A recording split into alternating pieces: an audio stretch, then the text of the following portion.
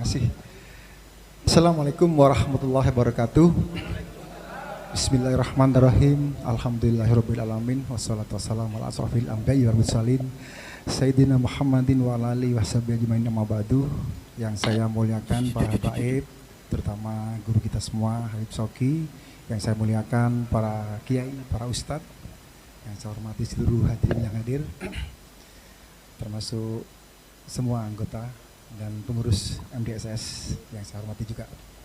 Pertama-tama mari kita senantiasa panjatkan puji syukur kehadirat Allah Subhanahu wa taala, di mana pada pagi hari ini alhamdulillah kita bisa berkumpul, bersilaturahim, insyaallah semuanya dalam keadaan sehat walafiat. Amin ya rabbal alamin. Kemudian sholawat dan salam tidak lupa senantiasa kita haturkan kepada junjungan kita Nabi besar Muhammad SAW. Mudah-mudahan syafaatnya untuk kita semua, baik untuk kehidupan dunia maupun akhirat kelak. Amin ya rabbal alamin. Bapak yang saya hormati, sedikit sebelum diteruskan ceramah agama, perlu saya sampaikan bahwa secara umum alhamdulillah situasi kondisi keraksan terkendali. Ya. Masalah pengungkapan alhamdulillah dibanding polsek lain, bahkan dibanding Polres, tahanan saya banyak, kemarin sampai 11 kemarin. Artinya upaya untuk memberikan pelayanan terbaik kepada masyarakat terus kami upayakan. Namun demikian perlu diwaspadai bahwa kasus-kasus curanmor masih marak, ya. Ada roda 2, ada roda 4, ya. Bahkan kemarin percobaan perampokan di Alfamart siang bolong. Oleh karena itu saya menghimbau kepada seluruh keluarga besar MDS khususnya, ya, untuk senantiasa tidak memberi kesempatan, ya. Kadang-kadang kita terlengah menempatkan kendaraan kita, harta kita seenaknya tanpa memperhatikan bahwa di luar sana banyak yang punya niat untuk berbuat jahat, ya. Niat timbul itu karena ada kesempatan. Ya, oleh karena itu sekali lagi saya berharap kita semuanya untuk tidak memberi kesempatan, karena ketika ada kesempatan orang nggak punya niat pun jadi punya niat untuk mencuri dan sebagainya. Ini himbauan saya.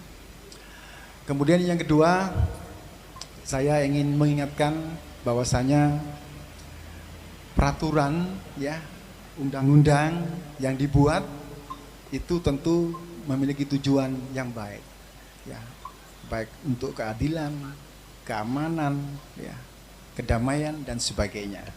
Namun kadang-kadang kita meskipun ada aturan atau undang-undang yang diberlakukan, kadang kita mengabaikan. Semakin banyak aturan, semakin banyak yang dilanggar, ya.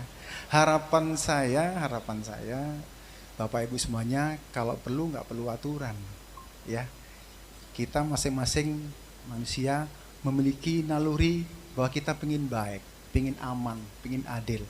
Ya, oleh karena itu, ketika semua itu terjadi, sebenarnya kita punya, ya, keinginan. Contoh misalnya, ya, kita tahu bahwa berhenti naik kendaraan di jembatan itu salah, tapi kadang kita butuh aturan, ya, di sana, bahwa itu bahaya, membahayakan.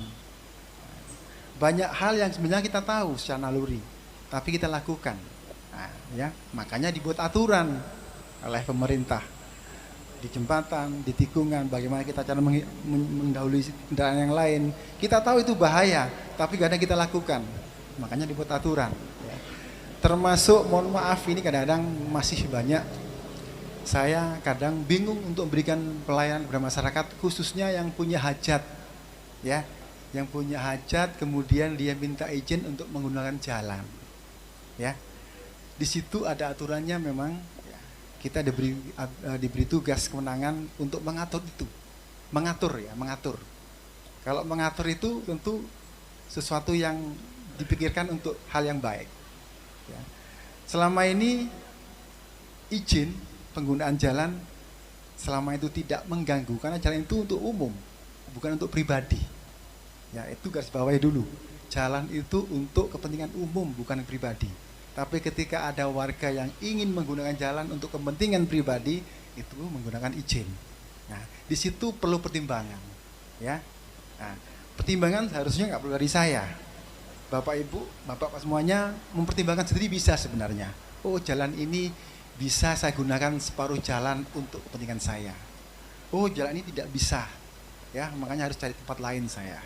Nah, sebagian besar semua izin untuk penggunaan jalan selama itu tidak mengganggu kepentingan umum, ya, kami persilahkan. Ya, tapi ketika itu mengganggu kepentingan umum, ya membuat macet, membuat bahaya orang lain, nah, mohon maaf kalau saya tidak mengizinkan. Karena banyak kejadian-kejadian ketika saya izinkan melampaui batas apa yang saya izinkan, sehingga tertimbul macet, kecelakaan dan sebagainya. Ya, banyak contoh, misalnya ketika di Patokan dulu menggunakan jalan, sound sistemnya kena seret truk sampai roboh, rugi besar, ganti rugi bertengkar di sana. Belum lagi menggunakan jalan separuh, ya, tapi melebihi dari apa yang saya tentukan, terjadi kecelakaan dan sebagainya. Nah, ini mohon pengertiannya. Hal semacam itu tidak perlu saya mempertimbangkan. Bapak semuanya bisa sebenarnya mempertimbangkan. Oh ini bisa, oh ini tidak bisa. Contoh kemarin yang terakhir di lampu merah Keramat Wetan. Itu jaraknya dekat dengan lampu merah. Rasanya saya nggak mungkin untuk mengizinkan di sana, ya, karena situasinya sangat dekat dengan lampu merah dan itu jalan utama. Kalau itu dipasang tenda di sana, pasti akan banyak kejadian macet dan sebagainya. Dan ketika itu macet, biasanya jalan terhambat, masyarakat akan ngeroweng, masyarakat akan berkomentar. Yang disalahkan pasti yang beri izin, ya kan? Ini mohon pengertiannya, mohon pemahamannya, ketika ada izin itu tidak saya berikan karena pertimbangan-pertimbangan itu semuanya demi kepentingan umum, bukan pribadi. Ini mohon dimaklumi. Itu saja dari saya untuk bagian ini. Sekali lagi terima kasih banyak atas hadirnya. Mudah-mudahan kita semuanya tetap istiqomah untuk ikutnya, karena ini sangat penting insya Allah. Kemudian mohon maaf manakala apa yang saya sajikan ala kadarnya, ya. Itu saja, terima kasih. Mohon maaf sebelumnya, saya akhiri. Wassalamualaikum.